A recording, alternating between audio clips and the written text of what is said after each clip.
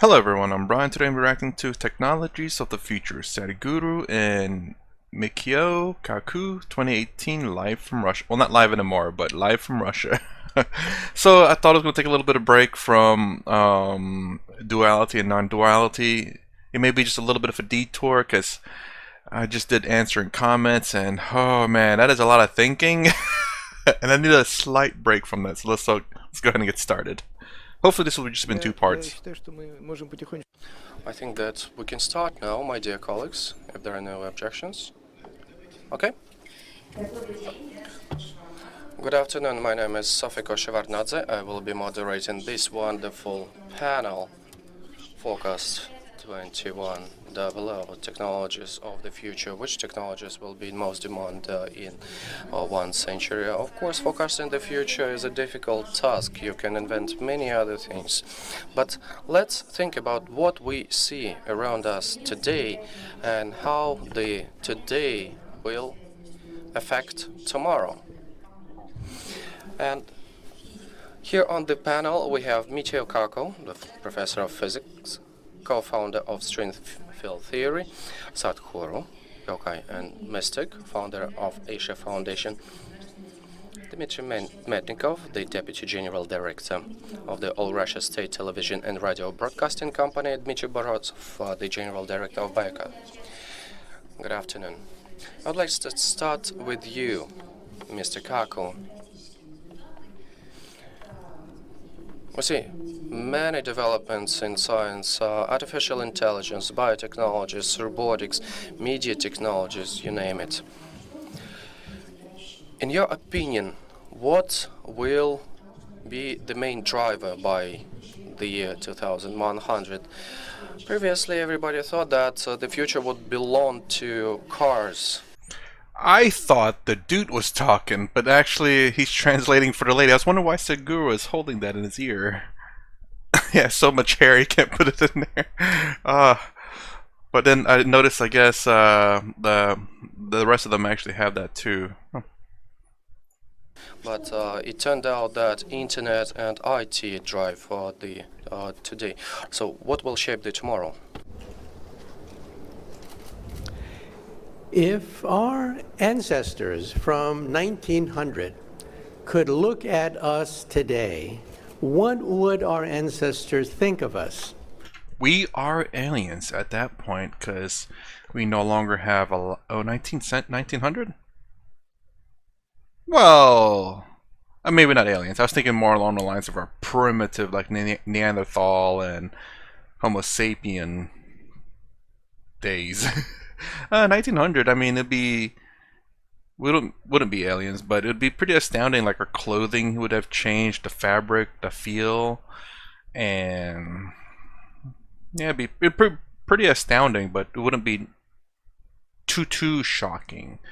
I guess maybe the technology part would be. They would think of us as wizards, sorcerers, the ability to have magic mirrors called the internet, flying carpets called jet airplanes. So that's how our ancestors of 1900 would look at us today. Now, if we could see our descendants in the year 2100, what would we think of them living in 2100? I believe, as a physicist, and as someone who has interviewed over 300 of the world's top scientists for BBC television, the Discovery Channel, and the Science Channel, I believe that our descendants will resemble the gods of mythology, Greek gods. For example, Venus had a perfect body and was immortal. Already in medicine, we are not just tackling diseases, but we are enhancing and perfecting the human body, and also isolating the genes which control the aging process. We have already isolated about 60 genes which control aging. We cannot reverse it yet, but I think that by 2100, we may have the ability to have not just biological immortality of some sort, but also digital immortality, which I'll talk about in a second. the Matrix, where we probably download our brain there and then live there forever. A game called Soma kind of delved into that. It's kind of scary, but ignorance is bliss. There's a saying for that. And if you ever play the game Soma or watch, I watch people play that, and it talks about, in a sense, that topic that when say the world is, anyway, it talks about digital brain. Let's just put it that way. I'll leave it at that. I won't spoil the game. Then we have Apollo, the god of the sun. We will have solar power cheaper than fossil fuel technology of today because of revolutionary developments in batteries and storage. And we will also have fusion power. Already we believe that within 15, 20 years, we could have the first operating fusion reactor in southern France. I wonder how that's coming along. And so we will have the power of the sun, Apollo, the god of the sun. And then Zeus was the father of the gods who could simply think and have things come true. That will be the future of brain-computer interface. For example, the internet. What will be the future of the internet? The internet of the future will be BrainNet. I mean, I guess technically he ain't wrong, but it's just a weird name to call it. And it's going to be like a Ghost in the Shell, where you just plug yourself in and you have all the information downloaded. Or, again, the Matrix, too, where they plug themselves into the Matrix and then they can just type in some codes and that information is downloaded straight to your brain. We will send memories, feelings, emotions, sentiments on the internet. Already in animals, we can now send the first memories in mice and now in monkeys on the internet. Very soon we will be able to send memories to Alzheimer's patients to create a brain chip. You will push the button and memories come flooding into your hippocampus. And so that is the internet of the future. When we send emotions, feelings, thoughts on the internet, and this is going to change everything. Entertainment, for example, will no longer be based on television or the movies. It'll be based on feelings that we can send on the internet. Ooh, I don't know about that. That is, based on just my initial reaction, that is very depressing. The reason why I say that is because all of this feelings that we're sending to each other, whether it be happiness, sadness, horror, or whatever, love, it's even though the feelings that's been sent on the internet to your brain, and you personally experiencing it is the same. It's just how it's being experienced is the difference. Whereas one, you're having to plug into the net and then to have those feelings, then once you unplug, those feelings are gone. Whereas if you're experiencing it in person with someone, then it's not something that you can unplug from. So it's a give and take, in the sense that if you want to experience something, you can plug in, experience it, and unplug, and then be done with it. But it's depressing because the only time you can ever feel that is by being plugged in. And if you come to that realization, this is the only time I can ever feel happy is by plugging in like a drug, then that is depression, I think. Now, personally experiencing it with another person, it's natural. Whereas the reason why you're feeling this is because it's not just being fed to you in a spoon from the internet. It's something that you've achieved, that you've accomplished by working a relationship with someone. Say, like your friends or your loved ones. You have a relationship that has worked, and that you can get joy out of that relationship. It's not just something that you plug in and remove and then it'd be done with. And again, the bad thing about it is the fact that when that relationship goes sour, you still, in some sense, maybe you still have to see that person, and you can't just unplug from that person. it's If it's your significant other, then it's going to be quite a painful trip. It's not just an unplug. But again, this is also going to along the lines of natural emotion versus synthetic in a sense. Even though they're both the same, I think. Depends on how they do it. If they inject your brain with chemicals, then that is a not a natural emotion. It's synthetic. Even though it's the same, it's just being flooded into your brain. Whereas, say, when you're doing it naturally with someone, you're feeling love, or you're feeling happy, it's coming naturally from your own body's producing it, as opposed to being injected in. Kind of like smoking and drugs, where when you, excuse me, it always comes up. Anyways, kind of like drugs, where you're taking this drugs, and all of a sudden your body's just shooting out all these endorphins because of the drug. It is unnatural in a sense. While they're both naturals in terms of they're popping out endorphins, but one is being like an injection versus in real life, I suppose. For example, when silent movies made the transition to talkies, that changed entertainment when we had movies that could talk. Now we will have movies that not only can talk, but can also feel and have sensations. And then we had Mercury, the god of speed. We will have supersonic transports, commercial supersonic transports, prototypes available in 2025. NASA has already stated that they want blueprints from Lockheed Martin and other manufacturers to create a supersonic commercial jet that has no sonic boom. We're almost at 2025. I wonder how far that's coming along so far.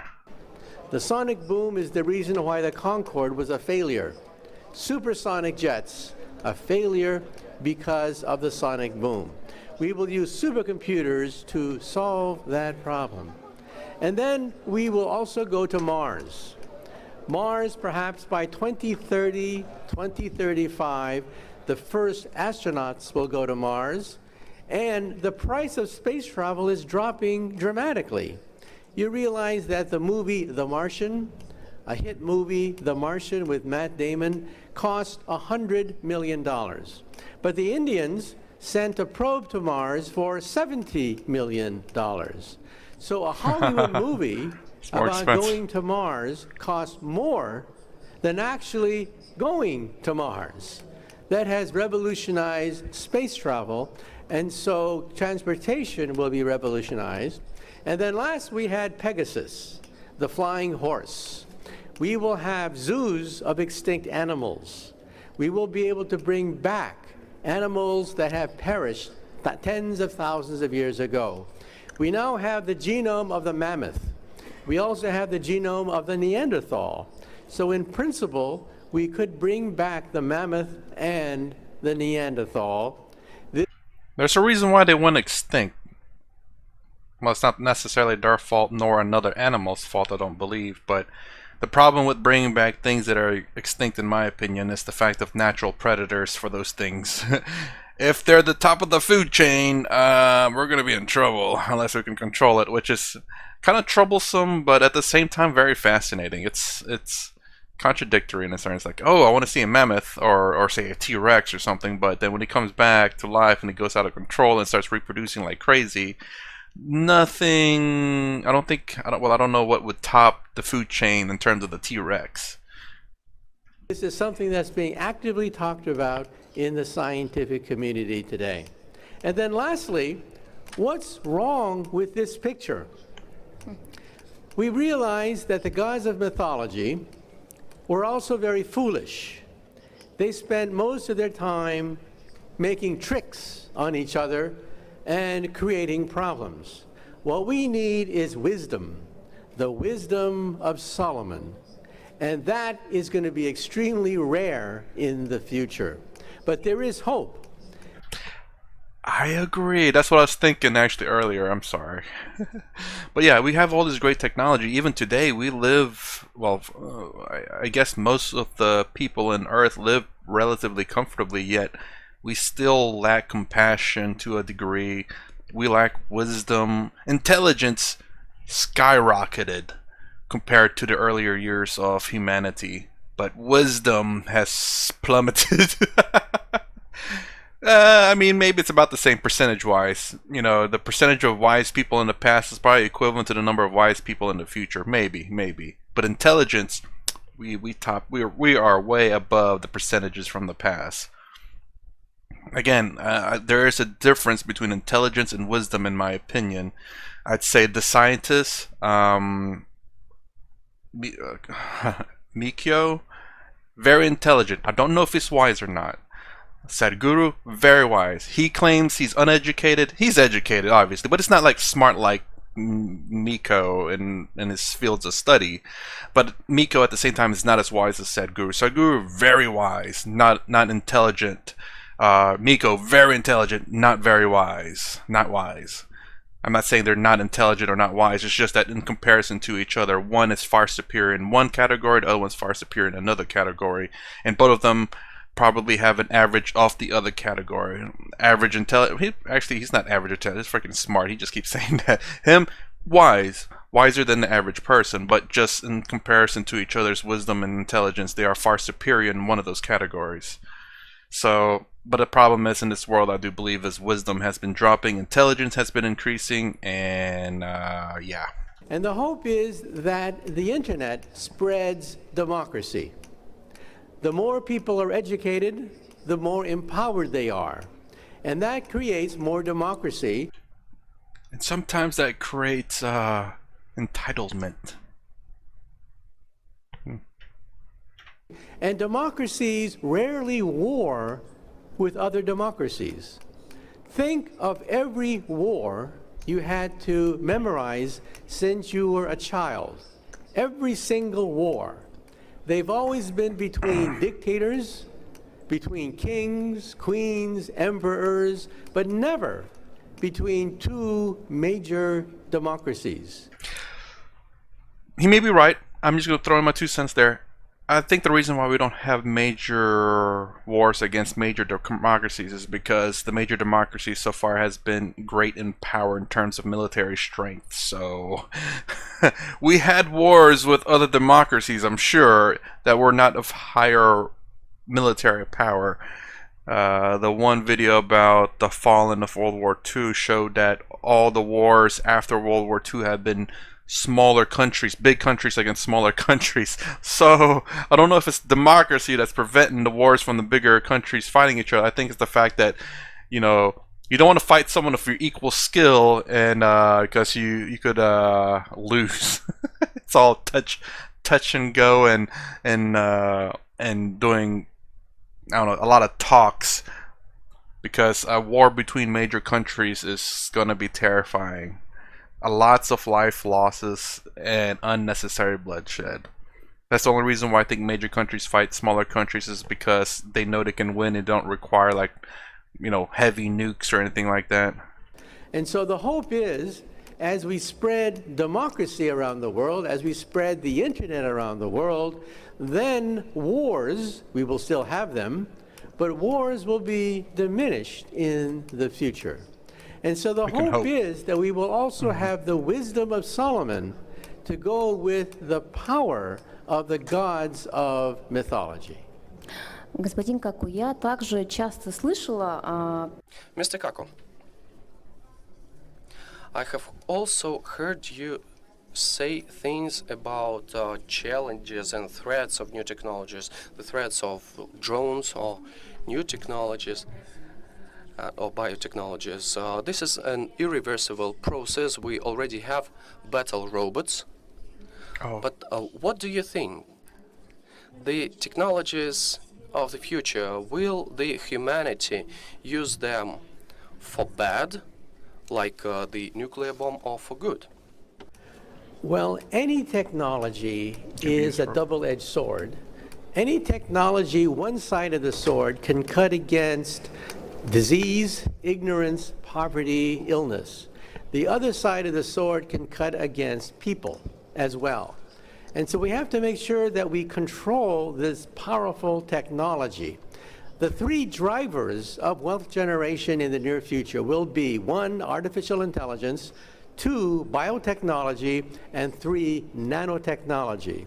A combination of these three technologies will generate enormous wealth and prosperity in the future.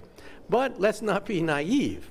There's also the problem of nuclear proliferation, global warming, and the possibility of germ warfare. And so these are three technologies that could negatively impact on humanity. Not to mention that we have to worry about artificial intelligence. I'm glad he's making this point. He talks about the positive and the negatives and anything. Like I say, there's a tool can be used for good and bad. There was one person who made a comment. It's like, okay, he said, if a gun is a tool, I think I said a gun is a tool, it can be used for good or bad. How is a gun used for good? Well, you know, people do use it for hunting and not shooting people. Like, they use it for sports. There's a sport out there where you go shoot targets and that's it, and they do that for fun. It's not like, again, a gun's only purpose is not to just kill human beings. There are other purposes for guns. It's all in how you intend to use it. A knife has been used for many years for killing people, and yet it's still a utensil in the kitchen.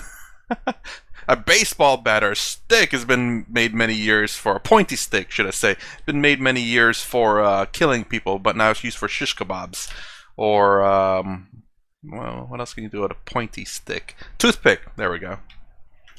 Artificial intelligence, I think, will become an industry bigger than the automobile industry of today. I repeat, I think the robotics industry will eventually become bigger than the automobile industry of today. Because you'll have robots that'll be like your maid or your butler, and then you have your chauffeur, then you have these drones that'll deliver to your house.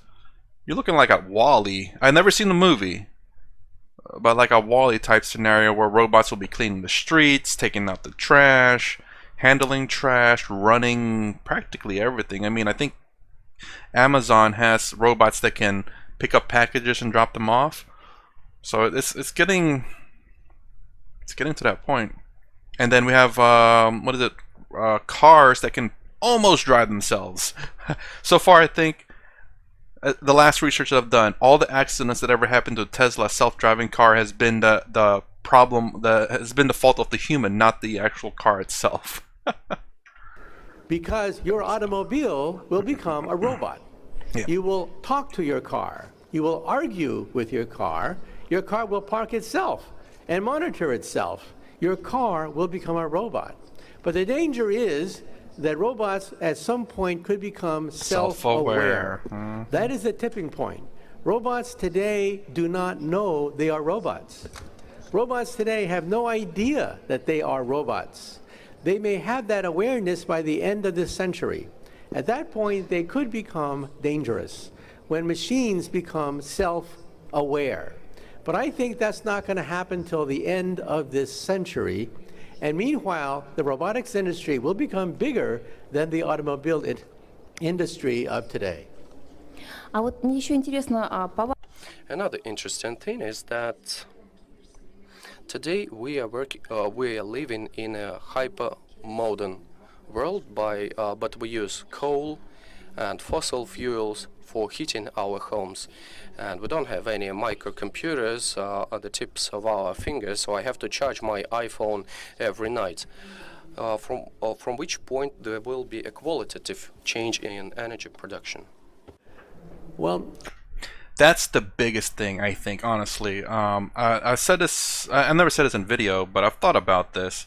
And someone else made this comment. It's the fact, I think the next biggest leap, whoever can invent this is going to make crap tons of money, is energy storage. Because right now, if you can find a way to pack a lot of energy in a tiny space, imagine the amount of... Also, it has to be plentiful too, of course, that being a major thing. You cannot just have like extremely limited resources that can compact a lot of energy. It won't be practical because of the limit of the resource itself. You know, you can only put it in so many objects and that's it, you're gone, done. But yeah, compacting a massive amount of energy into a tiny space. It's practically a nuclear bomb on the size of a pea. The power of a nuclear bomb in the size of a pea, if you can do that and it be safe, you can make a lot of money, because that is the major thing that's holding a lot of technology back. The gasoline, you have to put in a lot of gasoline in your car. The more gasoline you put, the heavier your car, the less efficient it becomes, because it has to carry all that weight. Same thing with batteries and stuff. You have to put so many batteries in a car, which makes the car heavier, which makes it use more battery to just push it forward. If you can find a way to make something, an energy that's dense but not very heavy. Dense is heavy.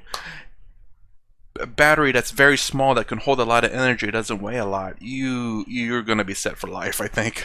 100 years ago, Thomas Edison and Henry Ford had a contest. Which technology would dominate the future? Thomas Edison said it would be the battery. Henry Ford said it would be gasoline. Everybody laughed at Mr. Ford. They thought the answer is obvious. Edison will win, because who wants to have a gas station on every block? Gas explodes. It creates fires. People will die every day if we have gas stations everywhere. Well, we all know who won the bet. Whoa, whoa, whoa, I was laughing because right now the battle is still going on. And so far, at least in America, they're pushing for electric vehicles. So the battle hasn't ended yet.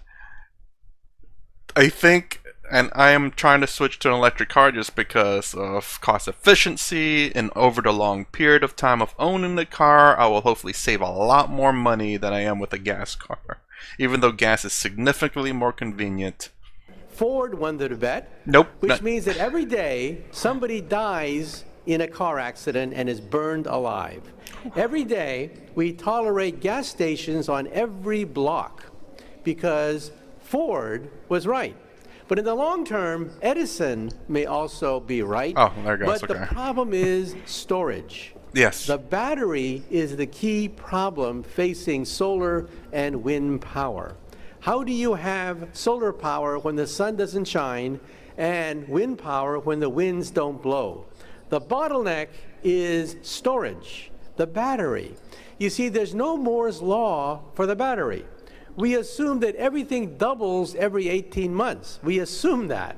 We assume that every Christmas, everything is twice as powerful as it was the previous Christmas. But that's not true. Anymore. Moore's law only works for transistors. It does not work for the battery. But that's where new inventors are coming in today. Now, for the first time in 100 years, graphite battery? Hundreds of inventors Graphene? are pouring resources into the battery. That is the bottleneck that has prevented us from having a solar age and renewable technology in our backyard. So the price of batteries has gone down 7% per year. That could eventually open up a new era of energy. Agreed. But yeah, I mean, the new battery technology that I've recently seen is like graphene batteries. I don't know how that works. Graphite's from your pencil. Graphene is, I guess, how it's layered, from my understanding. But still, I barely know anything about it, other than the fact that I think that's the new technology they're saying. I don't know how. I've seen it explained, but still don't grasp it. Я еще хочу немножко поговорить о том, что будет с нашим обществом, на какие пласты она будет делать. I also would like to talk about what can happen to our society. We have an entrepreneur in Russia who is like a Russian Elon Musk. He has a theory that by the year 2100, the society will be divided into two groups. The people who are innovators, entrepreneurs, scientists, they will govern all other people. These two groups. But what's your opinion?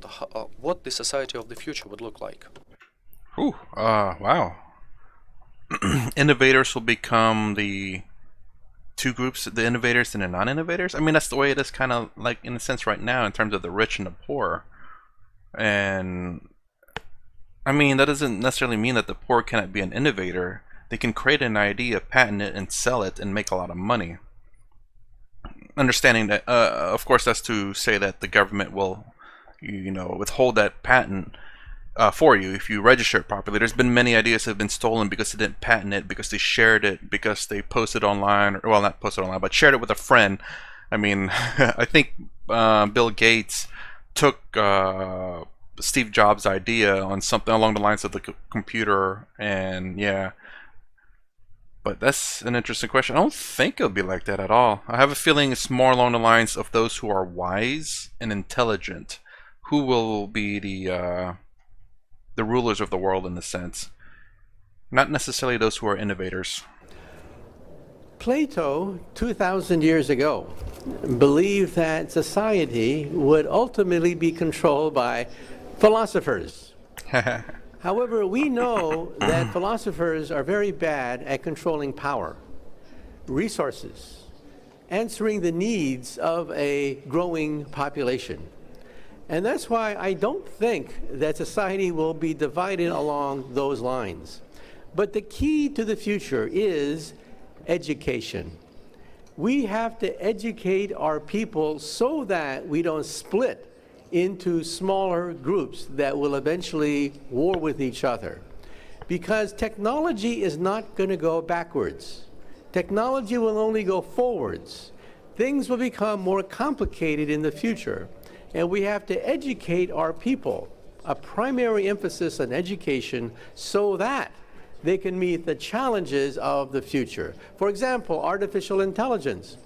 The two groups that are the main losers in artificial intelligence are A, repetitive workers, B, middlemen, college-educated middlemen.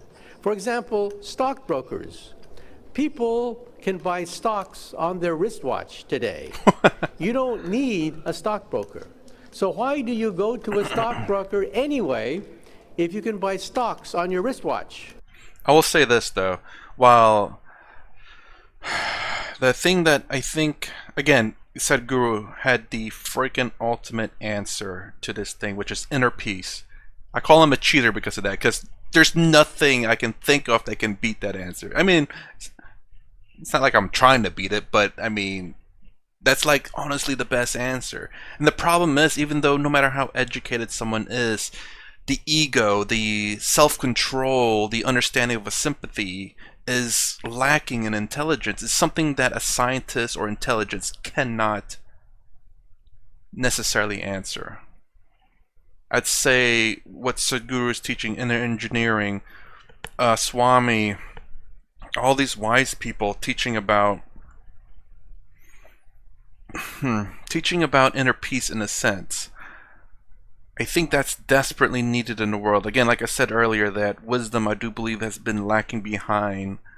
Intelligence, education has been skyrocketing, even though I think a lot of people are still dumb in a sense. But relative to the past, they are significantly smarter than people of the past. We are significantly smarter than people in the past at any time, well, in the time past. But wisdom has dropped since then, I do believe, proportionately. There was a lot of wise people, philosophers in the past, but that has kind of seemed to have died down through the times. Intelligence is the one that's replaced it, but it creates this conflict in a sense. It creates this conflict between people because of identities. Oh, I am college educated, therefore I'm smarter than you, I'm better than you, or I am this or that. It just identities themselves as a way of separating each other has become a big issue. And I do believe we do need both. Again, always a balance of intelligence and wisdom. But I do find wisdom to be slightly more valuable, especially considering that if we continue to war with each other, there's no point in having all this intelligence if all we do is just fight against each other. Have inner peace first, then we'll work on intelligence and technology, but otherwise we'll just end ourselves. Not because we did it to ourselves, but because we have this egotistical mindset that we blow each other up. The answer is you want intellectual capital, advice, knowledge, experience, innovation, talent, foresight. That's why you go to a stockbroker. You want something that robots cannot provide, and that is intellectual capital. Capital of the mind rather than capital of the hands. And that's why we have to educate our people so that we don't split apart into the categories that you mentioned. Спасибо большое, господин Каку. Thank you so much, Mr. Kako. Thank you. Amazing. Question to Dmitry Morozov. Dmitry, you are the head of a company which treats diseases with biotechnologies. Will the diseases be still there by the year 2100? People will always suffer from diseases. That's just the nature of their body, and that is our burden. We have to pass through that. The nature tries to isolate the weakest people in the species, and once we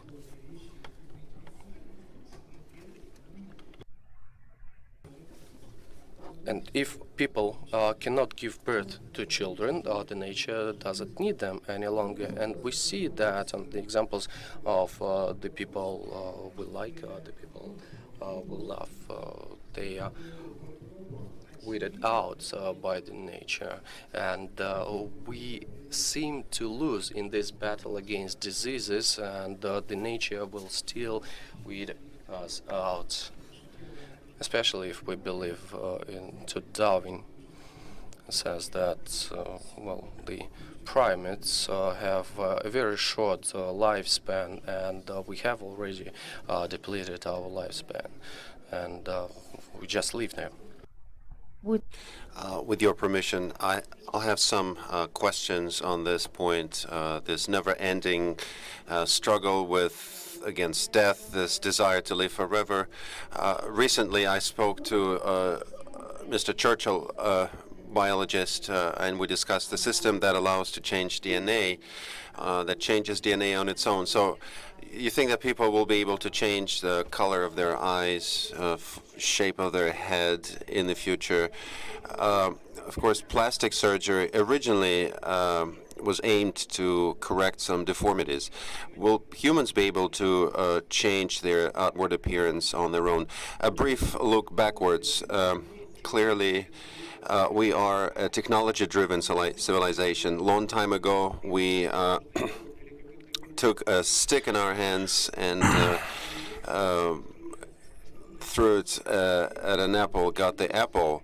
So our civilization was based on technologies, and one ancestor of ours taught another ancestor how to use a stick. What if an ancestor of ours had telekinetic capabilities, and he could remove the apple from a tree just by a force of thought?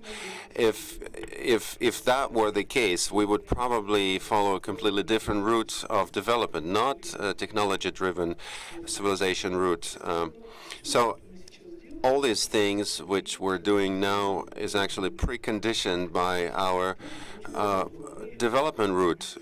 Well, I'll say that if we had ability like telekinesis to grab stuff, then that particular part of the technology would be lacking, because we wouldn't need technology to do that when we can do it ourselves. Now, don't get me wrong, it's kind of like why do we need cars when we can run or walk to the location? It's the distance is the issue. So, for example, if you want to grab something, like imagine if telekinesis has like a limited range of say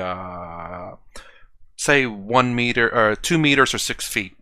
Then we would develop a technology that would increase that capability, either increasing our telekinesis power or telekinetic. I don't remember which one's which. There's a difference. But the ability to grab stuff, I think it's telekinesis or telekinetic. I don't know. But the ability to grab things. So what we'd do is we'd create a technology that would fly out with something that's like 20 feet away, or what is that, 6.5 meters maybe, somewhere around there. And to grab it for us, we'd develop technologies to compensate for our lack of ability to do something, our lack of ability to go from one country to another. So we created an airplane or a car. Our ability to protect us from the sun, that's why we have sunscreen or clothing. Our ability to create food, so we created a technology of farming, agriculture. So we create technology to enhance our lacking capabilities, or to compensate for our lack of ability to do something. So even though we have telekinesis or telekinetic, I don't know which one again, we would only develop things that are beyond the capabilities of that power. And with the help of various technologies, we are studying nature, and we are treating it respectfully. We are trying to apply our technological knowledge, our knowledge of the nature of things, in order to understand, to grasp things which are ungraspable, incomprehensible. So we are always, we're not in alliance with nature, but we are an outside observer.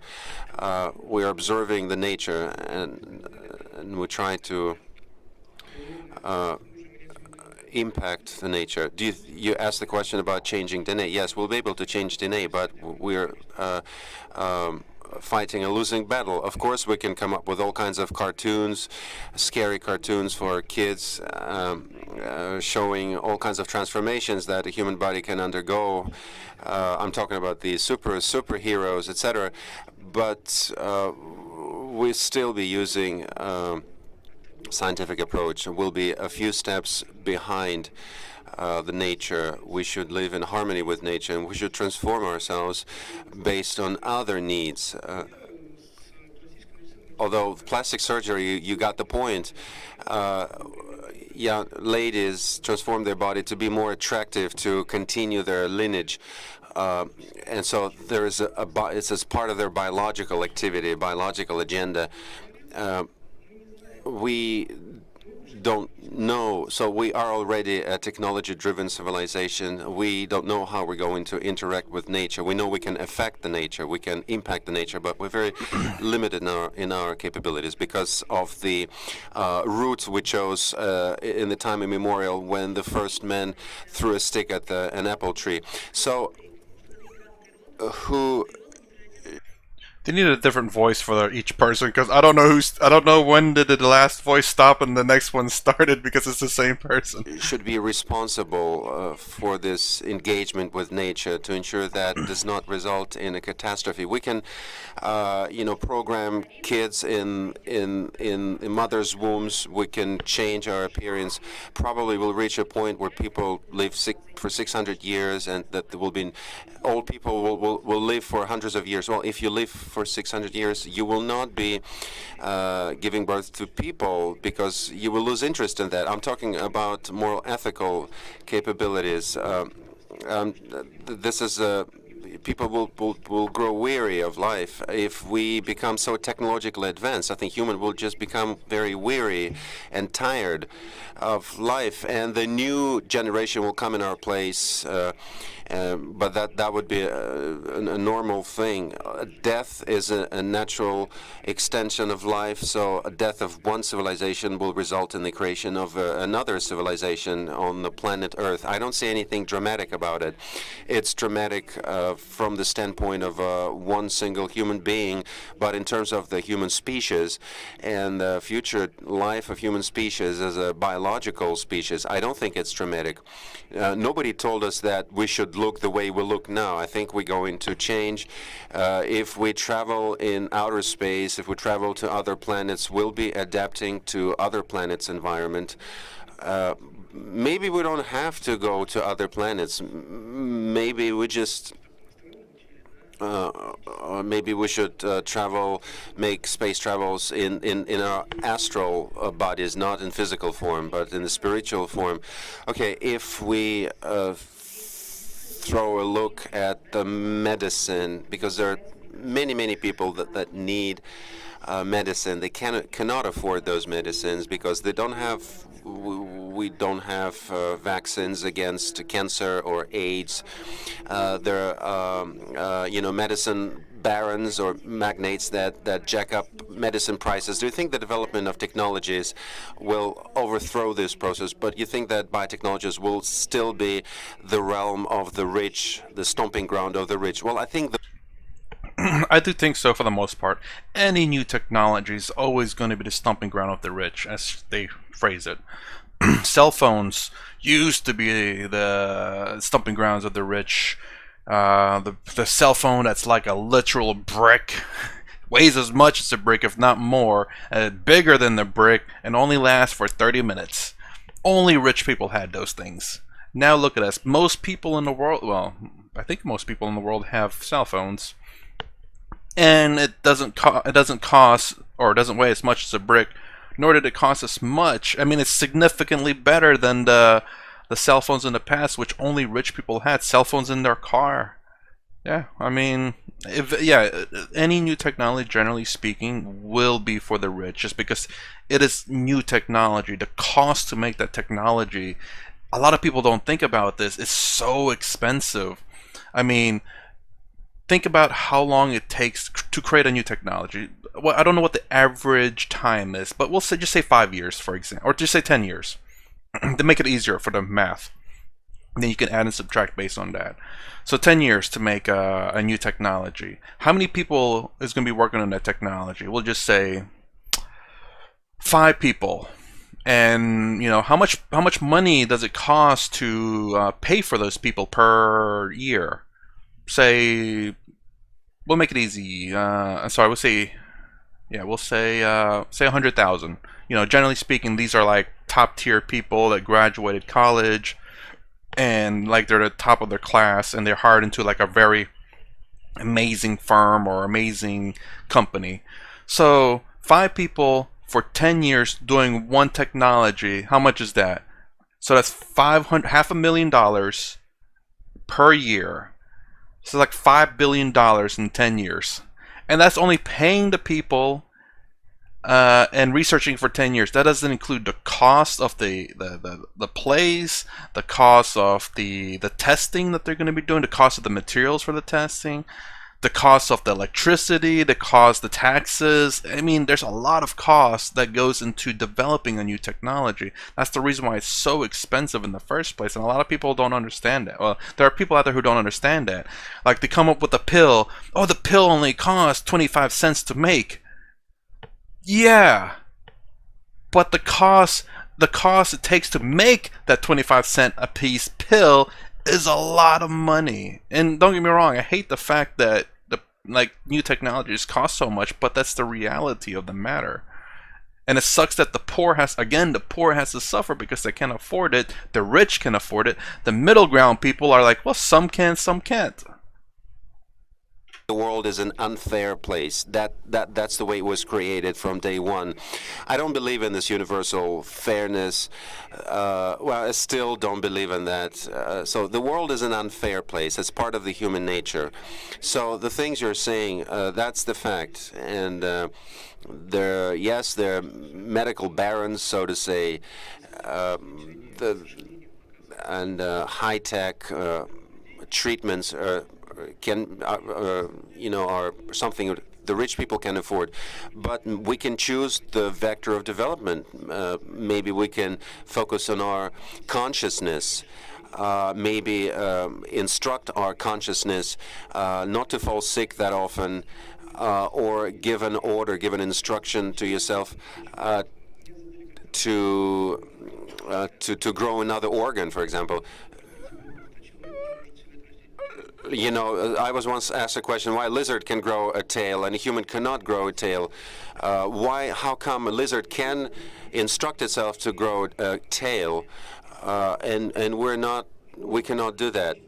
I was wondering where I was going with that. That's really weird because he doesn't seem like the kind of person who maybe follows maybe like Sadhguru or these other wise people.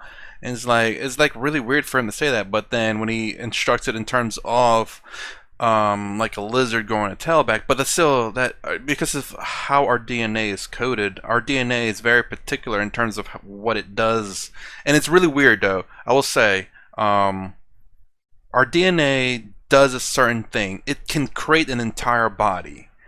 But I've heard this spoken by other scientists before, is that but there's an instruction somewhere after a certain time frame tells it to turn off. That's the reason why we die. Is we stop, our DNA just stops, it dies, it ends. Like like basically, why is it that when we're young and we grow old, our cells stop reproducing, creating more cells, or replacing the old cells for new, fresh cells? But there's just something that a switch that clicks, and all of a sudden it's gone. But again, do understand that even though there's the cost of new technologies are expensive, but much like any technology, it becomes cheaper over time. Again, a cell, a car, a TV, all these things were super expensive when they first came out. But as technology got better, they all eventually got cheaper. That's just how it works. Don't get me wrong, I feel for the people who need medicine and stuff like that, and it's just super expensive to make. So I guess we can do it, but not very fast. The last question, a narrow, more focused question, similar to what I asked Mr. Kako. Do you think by 2100, what would be the most relevant things, the most relevant areas, DNA, stem cells? I think these things will develop in parallel. Maybe gene tampering with genes will come to the forefront. Maybe cell technologies. I'm certain that there will be a time when we have nanobots in our bodies taking care of our bodies. But the technological civilization and our gaps in our understanding of nature will always be larger than our technological advancements. We are comprehending nature through technologies, and this actually defines the future course of our development. There's nothing else. Naturally, we're going to improve techniques, methodologies. We'll be applying scientific approaches. That's the route we're going to move on. How are we going to treat cancer in 10 years' time? We know how we're going to do that, because all modern the drugs and medicines that will be effective in 10 years, they're already being developed now. So maybe what is a cancer? I mean, maybe it's a natural way to part with life. We can part with life in different ways. We can come down with cancer, we can be run down by a car, all of us will die. So maybe it's just one of the ways to leave this world. Thank you, Dmitry. Of course, we're going to ask our fellow panelists on this, but I have a question to Dmitry Mednikov first. Mid-last century, what were we doing? We were sending people to outer space. What are we doing now? We are designing thinner smartphones and tablets. You think that technologies in 70, 80 years' time will still be meeting the needs, the urgent needs of the people? Or do you think we'll be setting for ourselves some super objectives, super goals, like Gagarin's first trip to space? Well, thank you very much for the question. I would like to thank my colleague, fellow panelists to the left, who described the world of the future through through the metaphors of the ancient world, the perception of the world through the eyes of the Hellenistic theory, through the philosophical comprehension of this civilization. That is another example of the fact that the greatest minds among our panelists, even the greatest minds resort to the notions and concepts which are 2,000 years old. So the world we're living in now actually was created 2,000-3,000 years ago, and in our fantasies we cannot step outside these boundaries. The investments to be made, developments to be had, will first and foremost be based on fantasies, so that the subjective world in which we're existing, the world of physics, medicine, the world of space, and the world of tablets will become broader.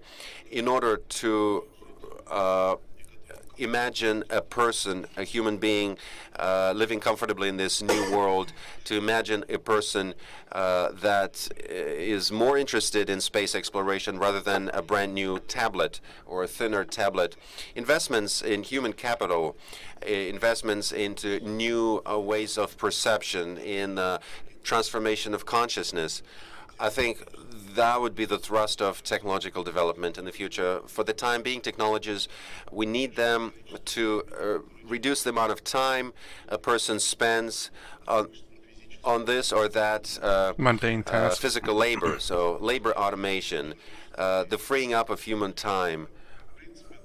I think it's more simple than developing humans, human beings, and my colleagues can speak more about it. I think that any modern day computer is a lot more simpler than a human brain. It's a lot easier to develop such technologies rather than to program and develop software for human brain. But I think that using the capabilities of a human brain as its computational capabilities and capabilities for fantasy making will be used in the future. Okay, I'm gonna about pause it. So the problem, I will say, is the fact that if we develop technologies too quickly to where a lot of people are out of jobs and they have nothing, they cannot be happy with life. Like Sadhguru was talking about, he said, I could sit here and just be happy all day long. There are people out there who depend on doing something. They'll go crazy if they're sitting in their house doing nothing because they cannot stay happy, they cannot stay entertained of life. So if we have a lot of people who are out of jobs, even though they don't need to work, but they cannot keep themselves happy by either just being alive or by doing something around the house, there's going to be a lot of people going crazy in their house. Like, I need to do something, I need to work. And they cannot accept just being happy, being alive. So that's going to be a problem if a lot of people get replaced by machines and then they have nothing to do. 2020 was a great example of that. A lot of people went crazy. I speak in America, of course. I'm pretty sure it affected most of the world too, but it's confinement. I guess it's the confinement portion that didn't exactly help either. I mean, I guess if people didn't have to be confined and it didn't work for a year, I think most people, I guess maybe they might be happy. I don't know. There'll be some people out there who have to work, and there may be a lot more people out there who just can't be happy with life. I think that's another issue. So it's a balance between both, of course. And but it's just to find that balance and to get people on board with that balance as well. Anyways, that's the first part of this. I didn't realize I talked so much because we're a third of the way through this video and it's already been an hour. Alright, that's my reaction to the first part of this. If you like my content, please consider subscribing. Thumbs up, thumbs down, down below. Thanks for watching. I'll see you in the next vid.